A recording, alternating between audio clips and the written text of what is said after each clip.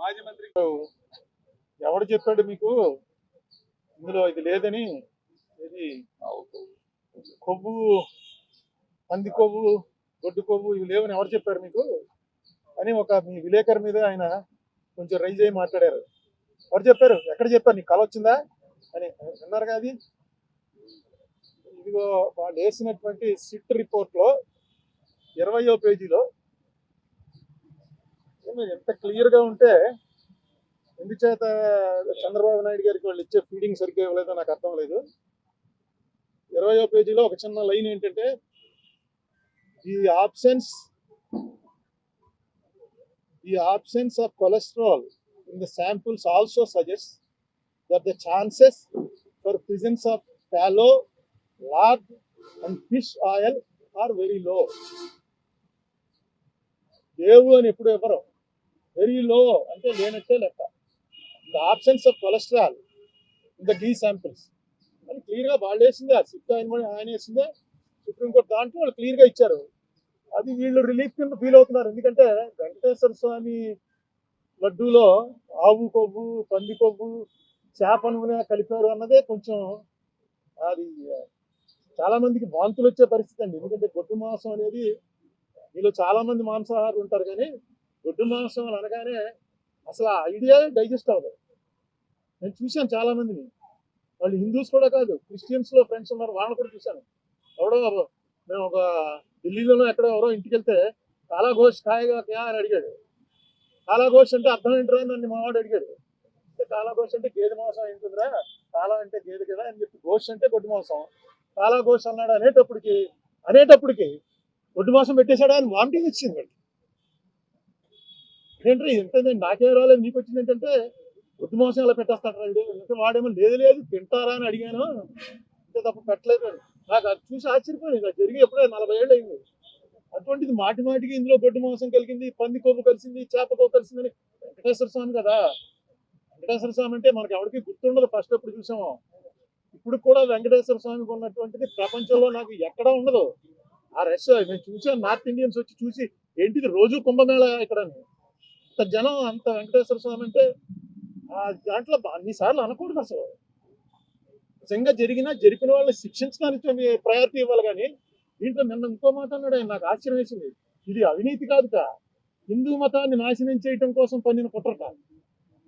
హిందూ మతం నాశనం అవడం, నీ నాశనం అవడం చేయగలడా దీన్ని? అది కుట్రండి. ఎవడో తప్పు చేసాడు వాడిని పట్టుకోవాలి. ఇక కెమికల్స్ అవి ఉన్నాయంటారు. ఆ కెమికల్స్ కూడా ఆయన ఇచ్చిన కంపారిజన్, మనం టాయిలెట్స్ లో వాడే యాసిడ్లన్నీ తీసుకొచ్చి ఇందులో కలిపారని ఏదో రకంగా ప్రజల్లో ఒక ఎవర్షన్ పుట్టించాలి.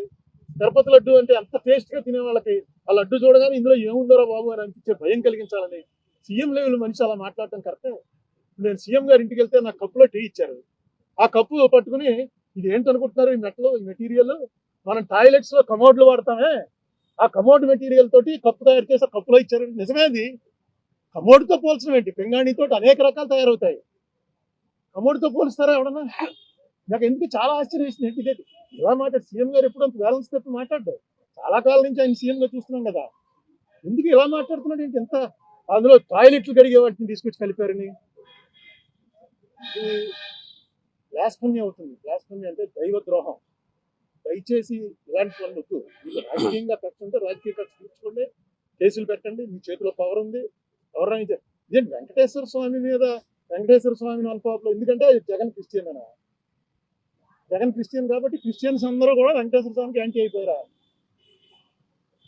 ఏ స్ట్రాటజీ మీద చెప్తారు? బీజేపీ వాళ్ళు కూడా ఎప్పుడు ఇలా మాట్లాడాల. బీజేపీ వాళ్ళు డైరెక్ట్ గా మాది హిందూ పార్టీ అని చెప్పుకున్నా సరే వాళ్ళు కూడా ఎప్పుడు ఈ లెవెల్లో మాట్లాడరు. మరి చంద్రబాబు నాయుడు గారు పునరాలోచించండి, కరెక్ట్ కాదు. మిగతా చాలా విషయాలు ఉన్నాయి, చాలా చెప్తాను. నాకు ఎప్పుడో 89లో ఆయన మొట్టమొదటిసారి శాసనసభ్యుడు అయినప్పుడు జక్కంపూడి రామ్మోహన్ రావు, రాంబాబు వీళ్ళంతా ఒక బ్యాచ్ ఉండేవారు. రామ్మోహన్ వల్ల నాకు కూడా వాళ్ళంతా చాలా దగ్గర అయ్యారు. అప్పటి నుంచి ఆ రిలేషన్ అలాగే మెయింటైన్ చేస్తున్నాం. ఇవాళ జైల్లో అసలు ఫస్ట్ వీకే రావాలి, ఇంట్లో బాగోలేదు అందుకని రాలేదు. ఇక కొత్త రూల్స్ అన్ని మారుతున్నాయి కదా, చూస్తున్నాం అనమాట. వైలెన్స్ చేసిన వాళ్ళకి, ఆర్సన్ చేసిన వాళ్ళకి, కొట్టిన వాళ్ళకి స్టేషన్ బెయిల్, తిట్టిన వాడికి సెంట్రల్ జైలు. ఇది ఒక కొత్త పద్ధతి మారింది. పెట్టడం అనే దాని మీద కేసు పెట్టచ్చు, విచారణ జరపచ్చు, కానీ సెంట్రల్ జైల్లో వేయడం అనేది 30 చోట్ల నుంచి కంప్లైంట్లు పెట్టడం ఒక కొత్త వరవడికి శ్రీకారం చుట్టారు చంద్రబాబు నాయుడు గారి ప్రభుత్వం. ఇది ఎటుపోతుందో చూడాలి. ఇది మాత్రం ఆరోగ్యకరమైనది కాదు, చాలా టూ మచ్ గా వ్యవహరించారు. అందులో ఏం అనుమానాలు లేవు. మిగతావన్నీ నేను మళ్ళీ ప్రెస్ మీట్ పెడతాను, ప్రెస్ మీట్ లో చెప్తాను.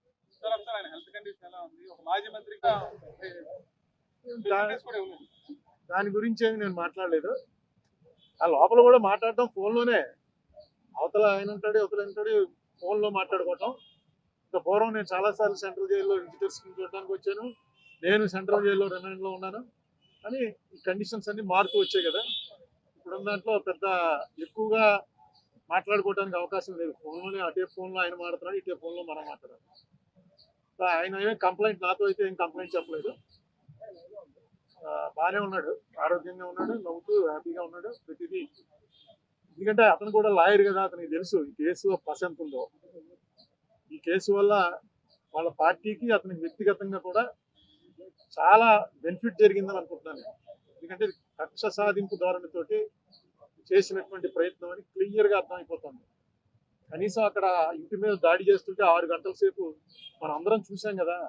వాళ్ళని కనీసం ఏం మేజిస్ట్రేట్ ముందో ఆధారపరిచి చిన్న డ్రామా అన్నా చేయవలసింది. స్టేషన్ బెయిల్ ఇచ్చి పంపించారు ఆర్సన్ కేసులో.